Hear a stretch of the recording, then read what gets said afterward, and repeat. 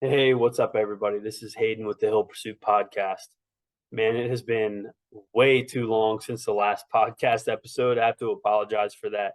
Kind of get into that in terms of why it's been so long. Start talking about that almost immediately. But I was under the weather for quite some time, so thankfully I'm on the mend. I'm heading out of the illness. So we're back with this is episode 79 of the show. This is a little bit of a long one, but we have some really good stuff in here. On the back end of this episode, we talk extensively about a low carb and ketogenic diet. Now, neither of us are really experts related to the diet specifically, but I had a question from someone who's following along on social media just about some of the posts that I've been making. I was participating and helping with some research related to low carb and ketogenic diet. So if that interests you at all, you have questions about it, definitely want to listen to the entirety of this episode because on the back end, probably 10, 15 solid minutes, we start talking about what that means, what it looks like with training, how you fuel for it, what it might do to your stomach, a little bit of everything. Also, a big part of this episode, we give some athlete shout outs to people in Victory, some other Hill Pursuit athletes, but some really awesome things are happening. Of course, we catch up with Ken. Ken's in, the tough stuff related to his 140.6 prep. So we really dive into what's going on with Ken. A little bit of congratulations to issue to Ken as well. I'm not going to give that away, but make sure that you're listening closely. Some really cool stuff happening for Ken. But yeah, talk a little bit about some race stuff for me, how that's been going. Just talk a little bit about the sickness and just kind of clarify what's been going on, training I've been doing or not been doing.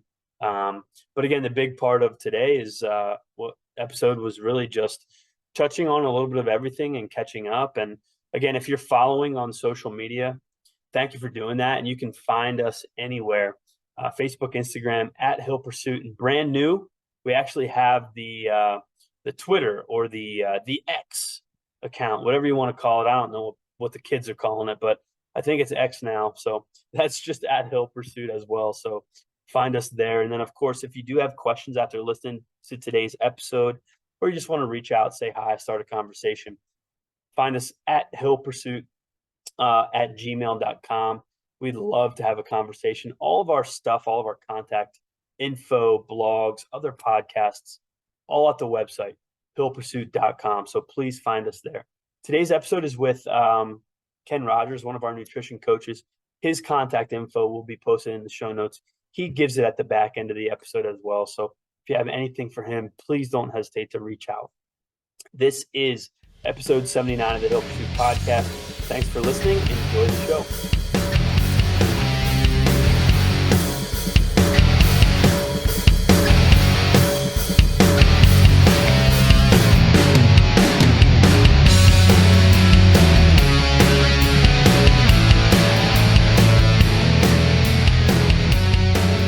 What's up, man? How are you doing? Doing good. How are you doing?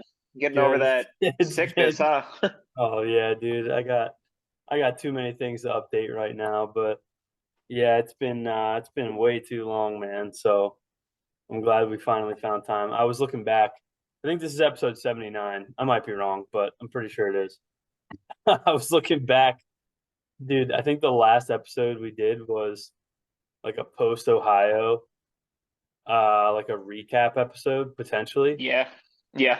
That was the end of July. It is now. So September. this will be released on the 13th, Wednesday, September 13th. We're recording on Tuesday night, but dang, dude, we missed like 5, maybe 6 weeks, and it's just been there's some reasons for some of it, but man, it's just I don't even know exactly how it happened, but yeah, I mean, I feel like I was I'm still coughing. I feel like I was sick for like almost 3 consecutive weeks at one point in there, and then starting school back up and couldn't really sync up with you two to you or Mitch to really get it in. But I don't know. We're here now though, dude. So I'm glad we're at least here. Let's I want to hear how things are going for you first. Tell me how your training's going. Oh, So dude, yeah, it's going just good. just give us a little refresher here. What you're training for? It's coming up pretty soon. Give us a little just give us an update. Training for the Kaiser Permanente full Ironman 140.6 in Sacramento, California on October 22nd. Everything's feeling good, man. Legs are finally responding like they should. Swimming is becoming tolerable. Definitely getting way better. What else? Been doing a lot more recon stuff with basically the entire course, whether Yeah, it's the yeah. swim, the bike, or the run. Looked over a lot. I mean, there's not really a lot to go over when it comes to the course itself. I mean, I think I told you this, but I watched the whole virtual tour, and then I even tried doing a lot of other research too. But I think you can only like bike about half of the course, I guess, because like the other half is like throughout the city and like other parts that are a little bit Okay. more sketchy, I guess, to ride on. But it seems very flat. I can't remember the exact elevation gain off the top of my head, but it's gonna be a pretty flat bike ride, especially in comparison to all those Victory guys over in Yeah, France this yeah, for previous real. weekend, which I was seeing. Yeah. Quick Yeah, quick man. shout to those guys. Yeah, no, right. Ryan and Brian. I mean, just awesome performances. I mean, dude, we had even more. Like, just real quick, sorry to interrupt your Yeah. train of thought, but Oh, you're good. um, that was pretty sick to just kind of track those guys. And even before then, there was 70.3 World Championships. We had a few people there from Victory. I mean, Kate. Obviously, we've both worked with Kate, so Kate was there, which was awesome. Candace was there. Coach Scott was there. Another Victory athlete, Annie, was there. I mean, it was just we had some crazy representation at some really, really big races. I have a couple other shouts I want to give too, but to all Yeah. those world championship people, I mean, I mean, I'm literally like sitting here mumbling and stumbling through words because it's just, it almost leaves me speechless to the point that, I mean, just to get there is incredible. And then everybody raced so well and strong and, of course, represented Victory, but also themselves really, really well. And just an awesome part of everybody's journey. So congrats to everybody who did that. But anyways, continue. I'm glad we got that in. But yeah, go ahead, continue. Yeah, we're about, what is it, 4.5, 5 weeks out from the race Yeah, itself. yeah, yep. I've gotten in some slight open water swimming, which has been cool. What else? Gotten some road rides in. California's pretty, dude, but like let me tell you, man, like riding bicycles here, I'm sure it's like this all over the country, but like it is not safe in certain parts of California, man, because I Yeah, don't know if you've heard the stereotype here, but like people like legit do not know how to drive. So like I've tried getting out on most weekends, especially on like the long ride days, to get outside and just honestly not be on my trainer. But like to drive out somewhere for about 45 minutes to an hour to get out of like the city and then try and find like an actual like trail through like All Trails or some other app. It's a little bit of a hassle, but I've managed so far and things are going good. nice, dude. What are Yeah. you what are you most excited about and most nervous about? Most excited about. I'd actually say both. They're going to be the same thing. It's going to be the swim. Okay. So I Right. am most excited for the swim for a lot of reasons, which is by far the most uncomfortable that I'm going to be out of all three events. Um, and the reason why I'm excited for it is because obviously I think for most people that are trying to do any type of triathlon, they're trying to challenge themselves, right?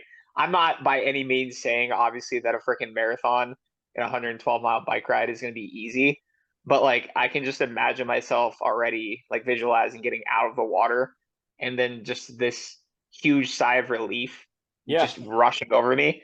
Um, just because, yeah, dude, it's just like it's a whole new modality of fitness for me. I know I've mentioned that before on a previous podcast, but like it's just scary, dude. Like I'm not afraid to admit it. This is the first time physically that I've been afraid to do something. Like even the pull-ups, like I wasn't afraid to do. But like this is like the first thing where I'm like, this is like yeah, keeping me up a little bit, like making me want to do like I won't lie to you, I've done a couple extra swim workouts out of pure paranoia on my own. yeah. Um, But It's yeah, so not abnormal at all. And I guess just speaking of that real quick, great segue. You yeah, didn't even try it, but had an athlete, a Victory athlete, who raced Atlantic City 70.3 this past weekend. So a little shout out to Dave Capitano. The dude DNF'd that muscle man because he couldn't meet the swim cut.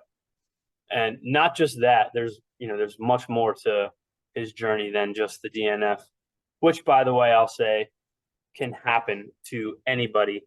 Um, Literally any skill level, any years of experience. You can get anxious in the water. You can get 10 flat tires. You can, crash your bike and break a bone. I mean, it can happen to anybody. So his very first 70.3, now I'll make this quick because, we have to catch up on a lot of stuff, but very first 70.3 didn't make the swim cut. They pulled him out of the water with like 100 meters, 200 meters to go. Didn't even let him finish. Didn't even let him swim in. So, and again, it's not just that. He goes right to the world through social media and just starts sharing his journey and just starts sharing how that made him feel and like his determination with getting it done and crossing not just the swim finish, but the entire 70.3 finish line. And I bring this up because he's like you in the sense that he puts in some extra swim sessions, that are not programmed, but that are absolutely approved if he feels the need, of course. So he's been in open water. It's hard for me to even count how many days a week. I mean, it seems like it's between 5 and 6 days a week he's getting in the open water. It's probably not quite that, but I mean, he's in there a lot.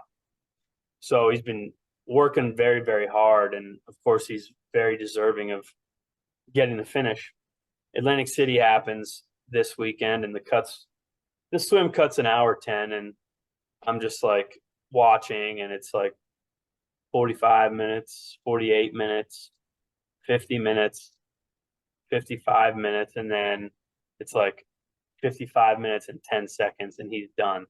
So not only does he make the swim cut, he makes it by 15 minutes when last time he was probably like 20 to 25 minutes slower than this time with the DNF.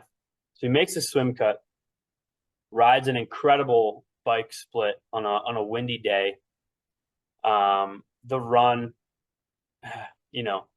everybody learns a lot on the run. You learn a lot about yourself on the run.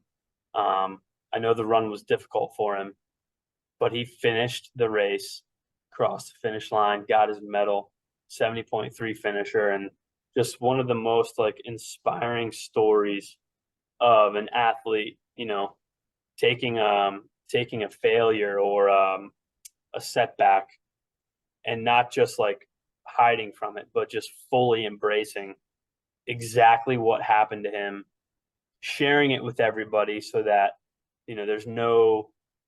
he's not hiding anything. He's not doing anything in darkness.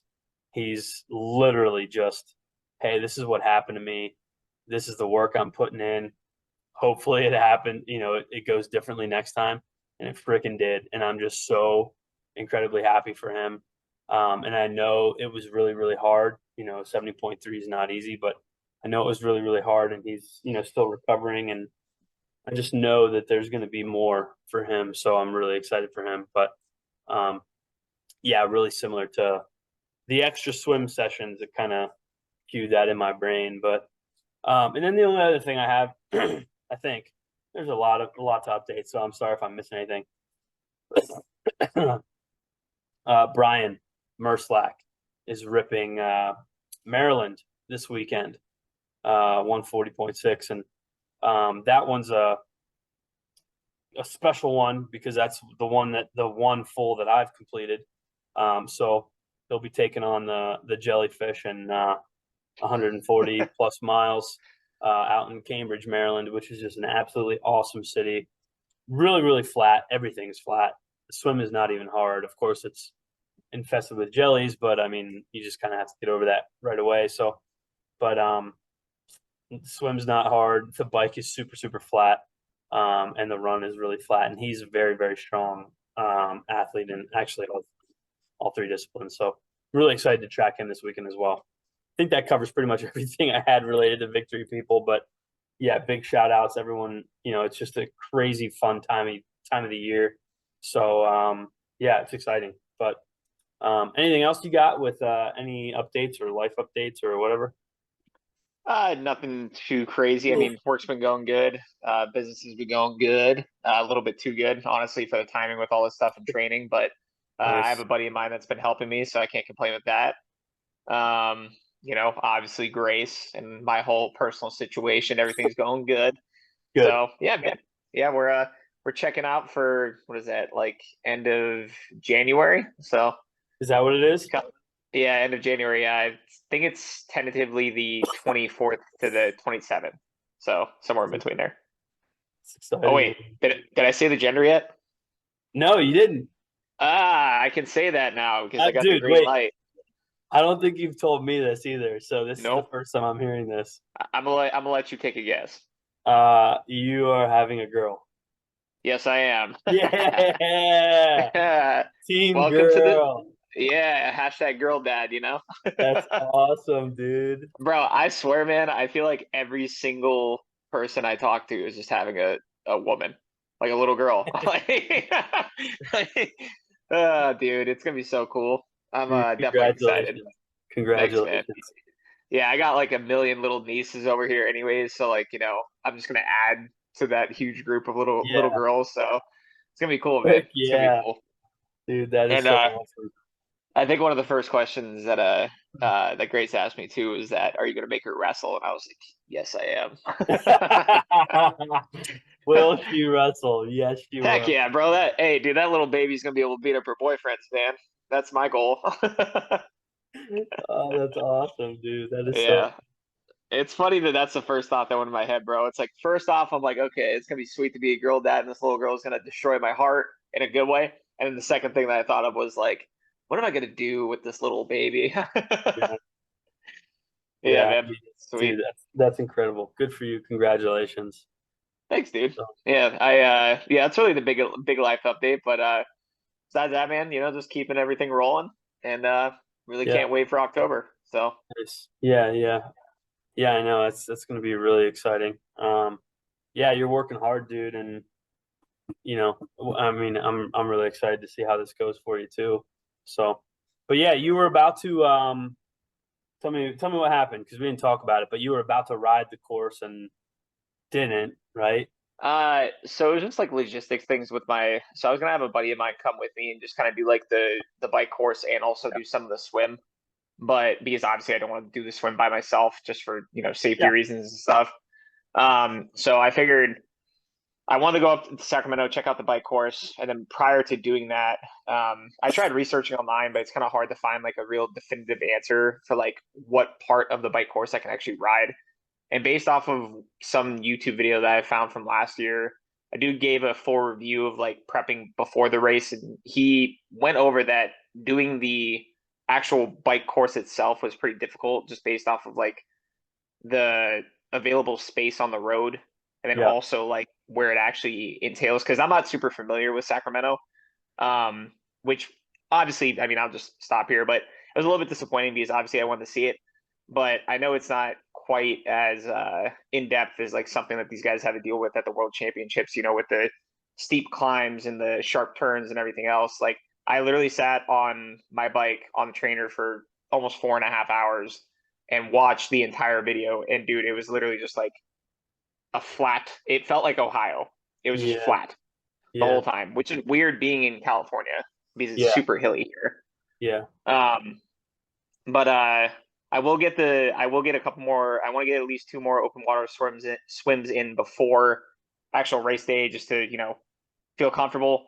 And then what else? It's also wetsuit approved because the water's freezing. I didn't know this. It's gonna be like 64 degrees, I think. Okay. So I think that makes a wetsuit legal because I think it's 76 Yep. or lower. 76, Okay. 76.1 is the technical cut. Yeah. Cool. And Yeah, so what you're good else? there. You Okay. have a I wetsuit? think not yet. No. I rented one from what was that, a sports basement, but I haven't bought one yet. I'm still like shopping around, just trying to Yeah. figure out what to use. And dude, it's Yeah, just no like rush. You definitely want to get yeah, in it a couple times, absolutely, in open water, because it's supposed to be, of course, really tight, and it just might feel suffocating if you're just kind of getting used to it. You don't want it to be that you never want to do anything for the first time on race day, right? I've said that before, and I don't always like follow that rule, but that's the rule. I So know. I remember from our last podcast, you put on your suit backwards or something. the swim skin, yep, Swim first skin. time Yeah, yeah, ever that's because what it was. it wasn't a wetsuit legal course. Put that puppy on backwards and decided to hop out of line with 5 minutes before the race started and figure it out. So yeah, really dumb, just really stupid. But anyway, yeah, don't do It's all anything right. for the first time on race day. I'm also gonna wait a little bit longer to get a wetsuit because I am continuing to shrink currently. So Really? it might be a little bit smaller. Yeah. Dude, Just keep. I started this. Hold on, I'll just tell you this real quick. I started this prep at 193 was my body weight. Take a guess at what I'm at right now. Hopefully not less than 183. I'm at like Oh no! Oh no! 161. What the what? 162. Yeah, but okay, but here's the thing, dude. Like, you can even ask Grace this though too. I mean, obviously, I know you won't, but like, bro, I was like force feeding myself and like lifting weights like probably 5 or 6 times a week and like taking extended rest periods and doing zero cardio because like this was post pull-ups, so like Yeah. I didn't want to do anything. So I was like, I was husky for me, you know. I'm 5'5", man. Like 193 doesn't look good on my frame, you know.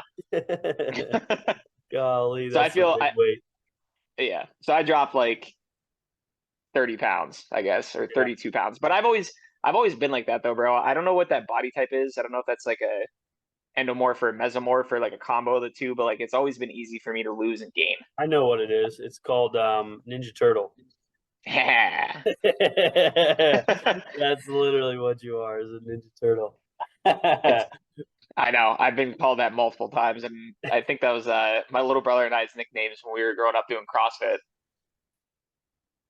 Well, I was mean, that was dude, us.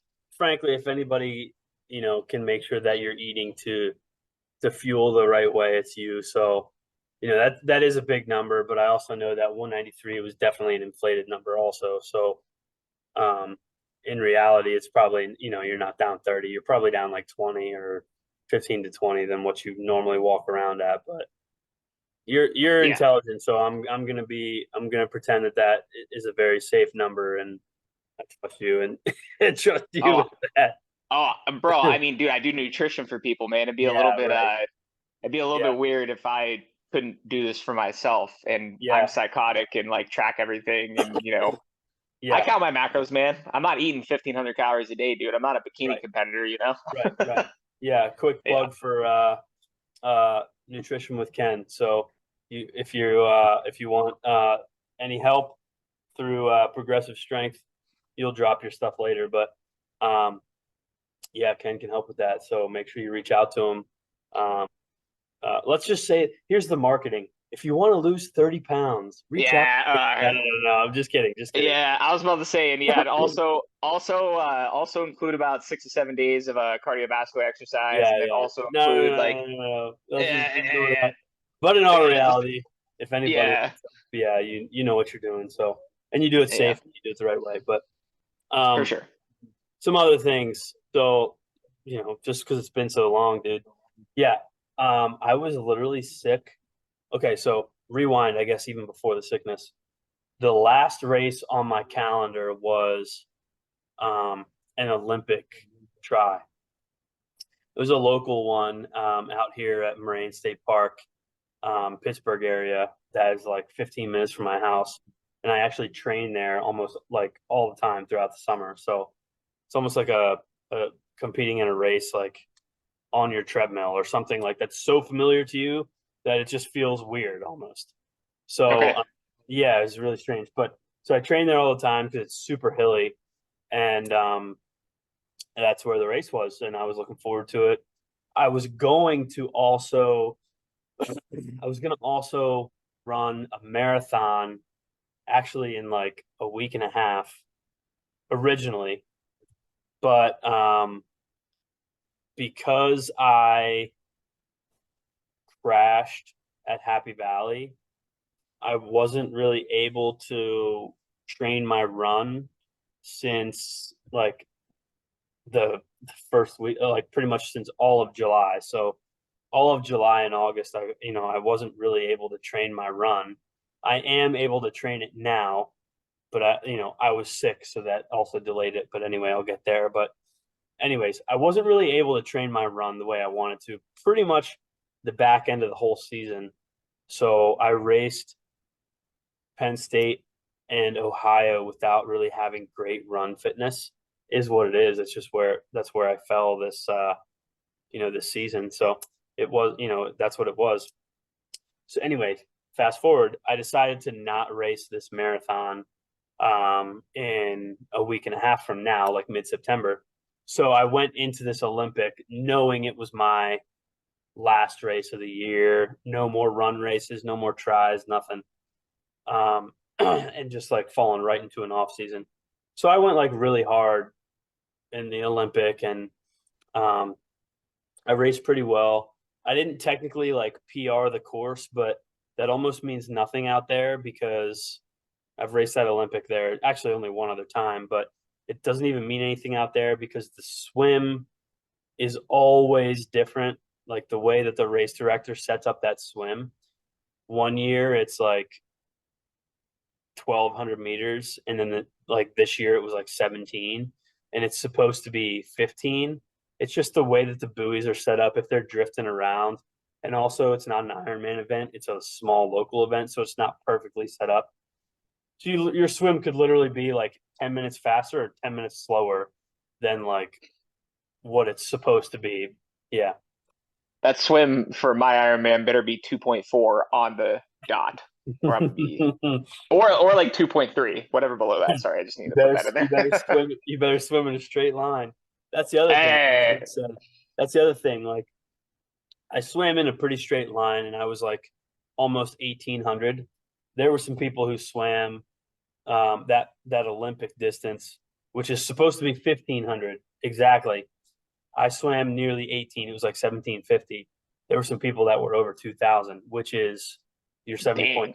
70.3 distance. So if you're not swimming in a straight line, you're wasting time, you're wasting energy. So yeah, quick note for you, for everybody else, swim in a straight line, practice your sighting, make sure you're not adding like hundreds of meters onto your swim. But anyway, so I didn't technically PR the course for that reason, but I rode a strong bike. I think I PR'd my bike split, and I actually ran a really good 10K for like where my fitness was.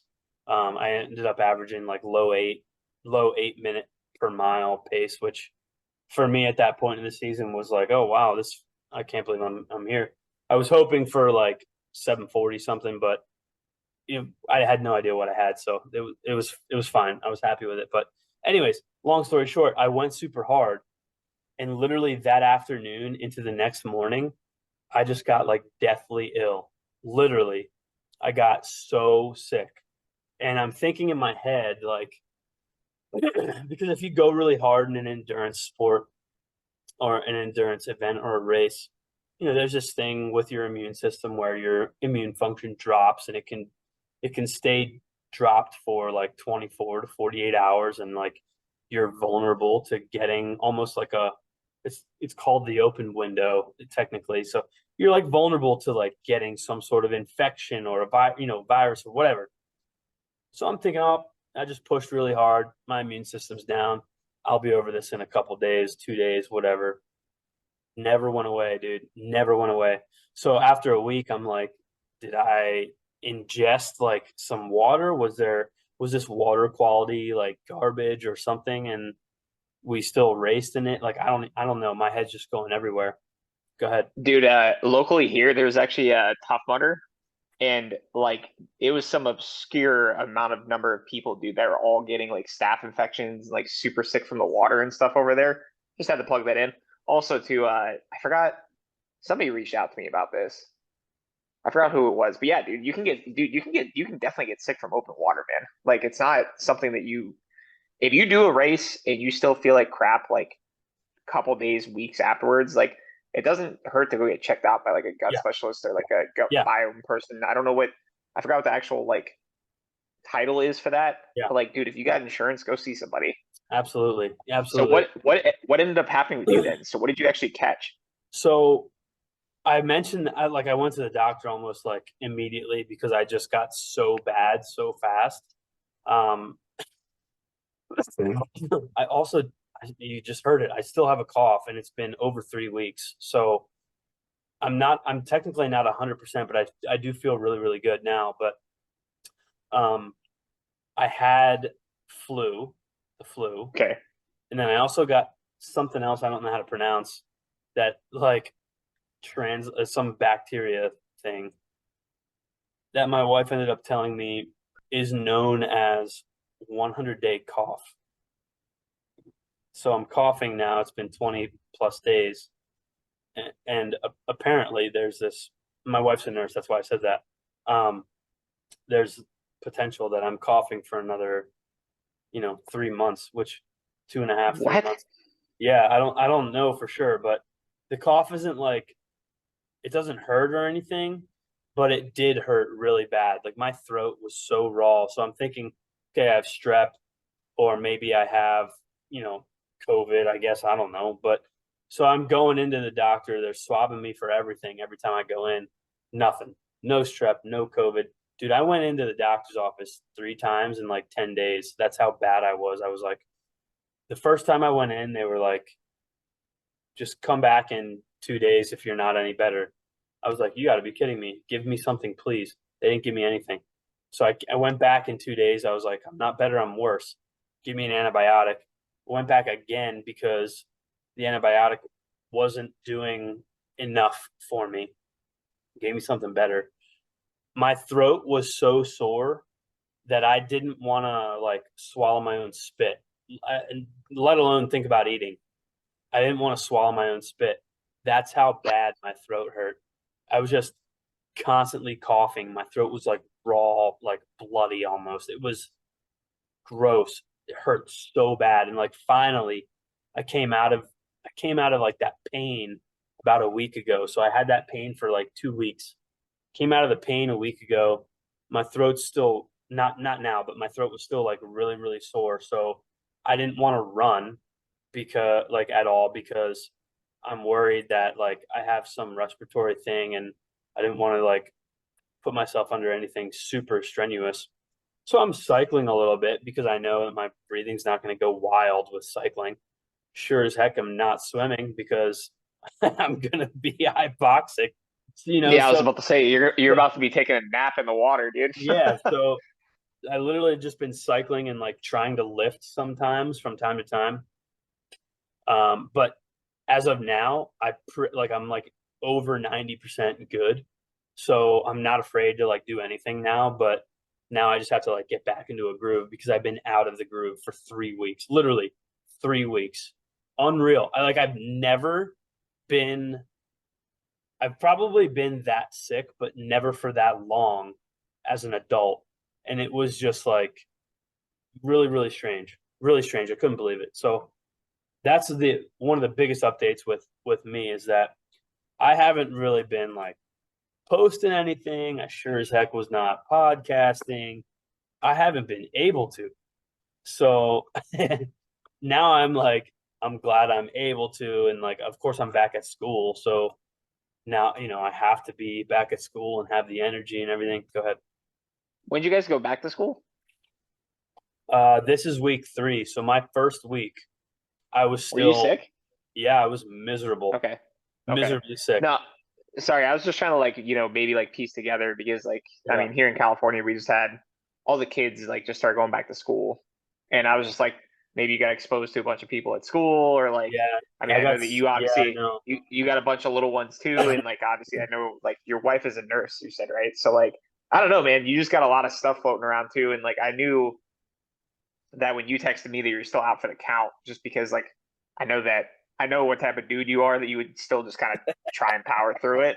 I'm like, Yeah, yeah, this guy must be messed up. I'm like texting you like once a week or twice a week, and I'm just like, bro, it's been like yeah, 20 days. What yeah. happened to you?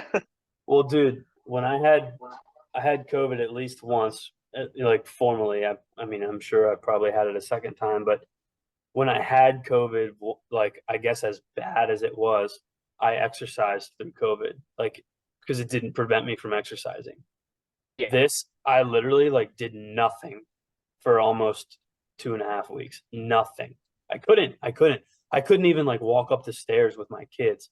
I was so achy. It was so strange. Like never been that sick in for forever. So, but anyway, I mean, I'm coming out of it, which is great.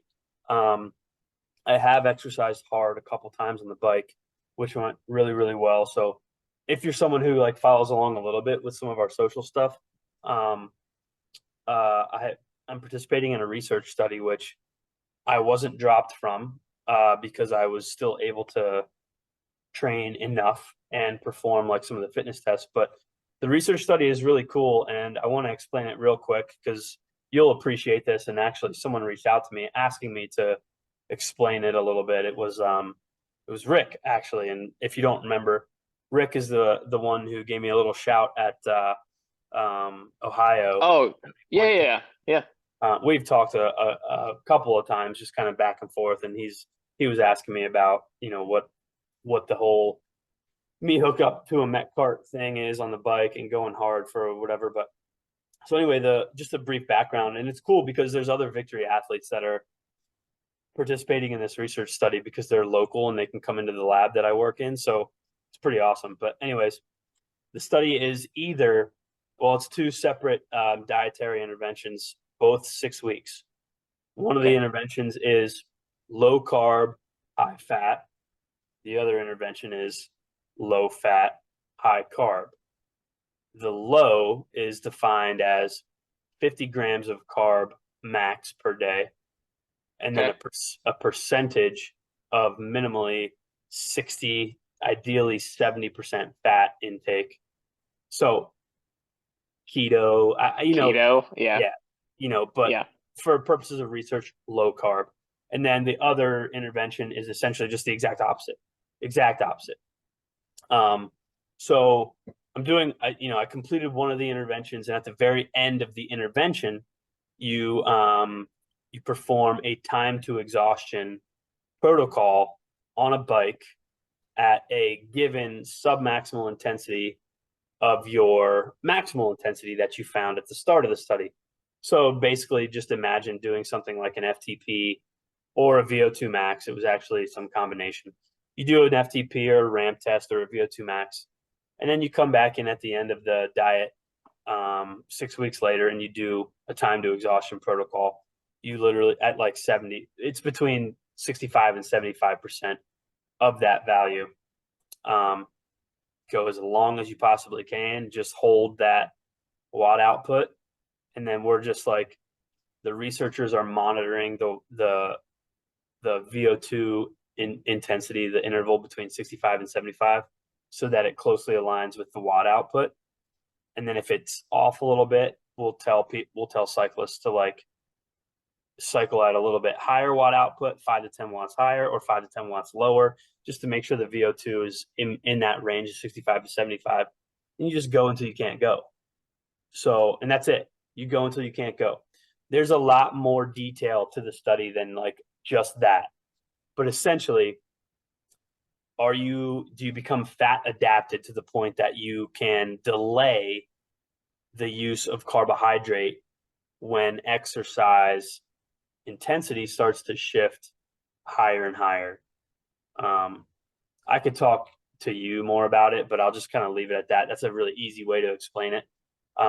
When you do something really high intensity, your body wants to use carbohydrates, right? I'm not telling you anything you don't know, but your body wants to use carbohydrates. So if you are on the high fat diet, your body's going to use fat more than somebody who's not on a high fat diet.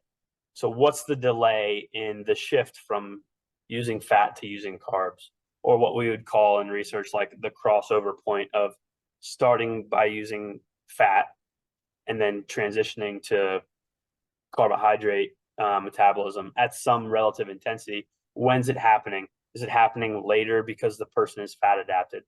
In short, like that's the question that we're trying to answer essentially. So you get on a bike, you just go as long as you possibly can after being fat adapted for 6 weeks. And then you do it again after a high carb diet, basically. So that's the basic gist of the study that I'm participating in and also helping to run. It's not my study. I'm not the primary investigator. So I am assisting in with data collection, which is why I have a handful of Victory people coming in.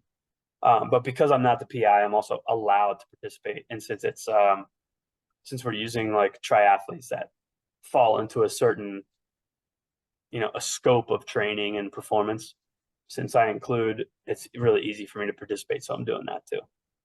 Okay, that's awesome, man. Mhm. No, I'm super curious to see how all that turns out too. And I mean, obviously, in a sport like a sport like triathlon or multi sports like this, like it seems like there's kind of a shift when it comes from carbohydrates to more of like a sustainable energy source like fat, because like all I'm seeing now is like when it comes to like supplementation is like endogenous ketones and like HVRM and like ketone esters and like all these Yeah. other things too. I don't know Do you have exactly any the science experience with behind. that stuff? So like I've used ketone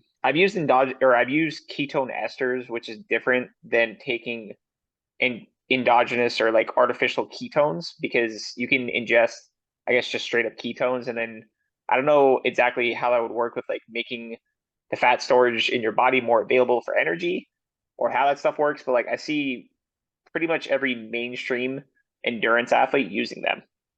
Dude, So ketone esters, this is so wild. They basically look like a 5 hour energy, like that's like the yeah, size. yeah. You take 3 of those a day with every meal, and you essentially stay in ketosis, or you stay fat adapted regardless of what you're eating. That's So how like potent, that's how potent they are. So that's what I'm trying to figure out then. Then like if you were to exercise, right, and say you were to exercise at a higher intensity where you're going to switch from fat to carbohydrates, right, with your RER, and then let's say you took those androgenous ketones or ketone esters, could you use, like, how would that work? Like with your energy substrate then? So you just use fat longer, Okay. like essentially as the intensity gets higher. You got cut off there, but anyways, so what would the ester do like in training, I think is where we were, or in like performance, whatever. Basically it just delays the shift to carbohydrate metabolism, which means you can sustain what would typically be a more intense watt output or intense exercise performance while utilizing fat. So maybe you could go to a higher intensity, or maybe you Okay. could just delay the use of carbs so that you have more fuel for the higher intensity. So it's like, and honestly, it's not even that way for everybody. It just depends on the individual. That's the idea of it though, is that you become more fat adapted and your body gets more efficient.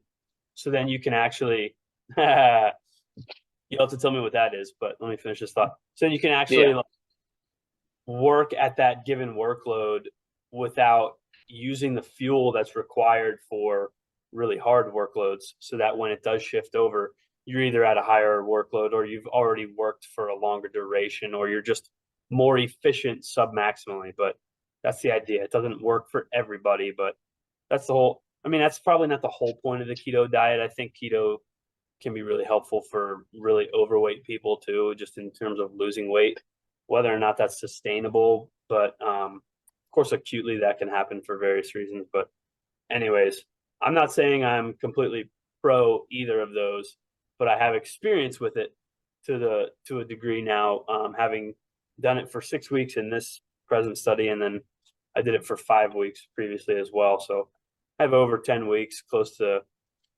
3 months of experience on a pretty strict keto diet. So, I don't know if that's not worth anything in gold, I guess, but it's something. But what's your keto cuts thing? What's that? I mean, this is also, it's got a, what is this? It says that this has 2 grams of ketone esters in this. Hmm. So, and I did use it for my long run on, was that Saturday or Sunday? Okay. I think I noticed a difference with how I felt. I mean, obviously I know the whole point of consuming, ketone esters is basically just the thought that you don't have to constantly refuel like you would with carbohydrates Right. because I mean, you can only store between like 400 to 600 grams of carbohydrates based off of your body size and muscle and whatever. So like you're only looking at like 2,000 to 2,400 calories worth of like stored energy. Mm, So I understand the ketone esters portion, but I'm just like, if you have this readily available amount of ketones in your body, and then you have all of us have an endless amount of stored fat energy because none of us are walking around at 4% body fat. I'm just like in my head, I'm like, I want to know what like the total time is that this is effective because like I did feel great at the beginning, but then I started to kind of coast down a little bit as well. Um, so I guess it's just like, how often do you need to take it during like a longer endurance race? Can you just rely on it instead of just consuming carbohydrates? yeah. How does that affect your hydration? Because that'd be another thing that I'd be thinking about because obviously carbohydrates are one of the most important things when it comes to retaining water outside of just salt and potassium, magnesium, and chloride. So like, I think what I would do personally is still include everything else that you're doing and maybe just throw this on top to see if it adds any additional benefit for you. Yeah. So that's what I would tell people. Yeah. I mean, I know people definitely use it like intra workout, which I have little to no comment on, honestly. I have no clue what it could do intra or like I do not know any literature on it. I don't have any experience with it. The only experience I really have is like the actual diet itself, the day in and day out.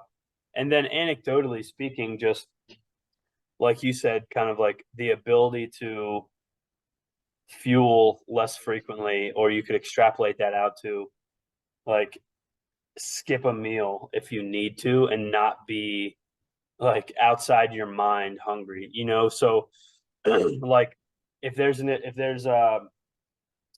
was a scenario where somebody was eating fast food or whatever, and I was on this diet for the study, I can't eat that, so I would literally just skip it or have some like a tiny little snack or whatever, and not be crazy hungry. So that anecdotally, for sure, that was a big one. That is probably a plus for a lot of people. I mean, imagine like traveling in an airport and nobody wants to eat that food. Like if you have to skip it for the day, you'd probably be all right if you're somewhat fat adapted, to a degree. Not the same for everybody, but um I don't that was another thing that I experienced is for long stuff I didn't have to fuel really at all upwards of like 90 minutes or so, and then if I had to skip something or just have a smaller portion, it wasn't an issue. Of course, Okay. then you run into the issue of the intensity being high enough and the duration being long enough of a session, which happens sometimes while you're on the diet, that you hit a wall and almost like fall completely off the cliff in terms of That's your what I blood. was that's what I was gonna say. Yeah, Because like I feel like for me on that run, because I didn't carb load or not carb load, I mean it wasn't that long. I think it was I don't know how long it was that day, but um I did like I can tell when my blood sugar is kind of dropping, it's a little bit more steady with carbohydrates. But then like dude, this was just like I was up feeling good and then it was just like bam. yep, yep, It just kind of felt like a little cliffhanger almost. yep.